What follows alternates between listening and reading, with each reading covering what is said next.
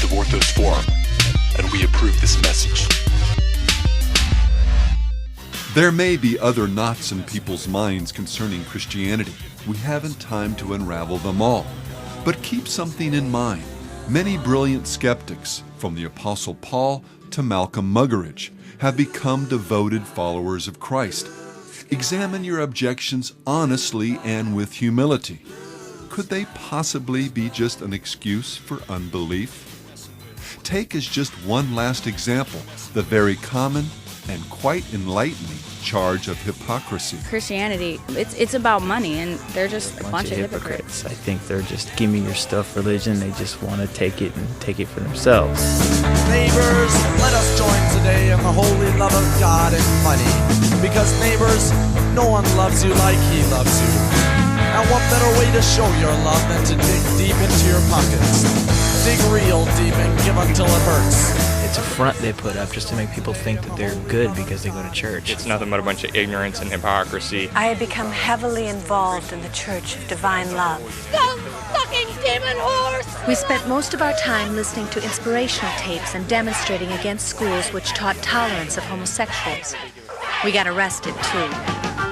If Jesus saves, well, it better save himself. From the gory, glory seeking, we use his name in death. First off, keep in mind that the only hypocrisy that will be judged by God when you stand before Him will be your own.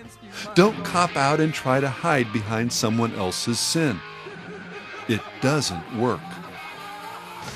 And as for the charge that the visible church is made up of imperfect people, including the occasional bold-faced hypocrite, well, no question about it.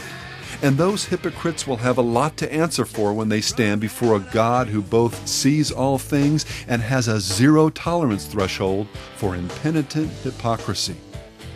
For the name of God is blasphemed among the Gentiles because of you. Soon I discovered that this rock thing was true. Jesus was the devil.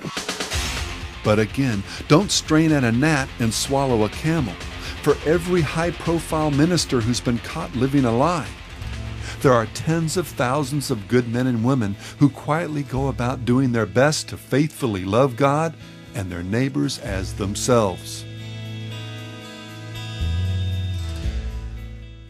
What is it about our culture that drives people to ignore this far greater good while fixating on the occasional bad? And again, don't forget that the bad comes about because people are unfaithful to Christian principles, not as a result of following them. But do you know what's even more interesting? It's what happens when we turn this around. Why can artists get rich promoting lifestyles that hurt people and that poison the waters of popular culture? But because they love their mama or do an occasional benefit. My friends, my ex-lovers, people that I haven't even met that died from this disease. Or periodically sing a thoughtful and virtuous song, well, suddenly that pound of good becomes more important than the ton of bad. Where's the hypocrite patrol when you really need them? You're a sinner! Hypocrite!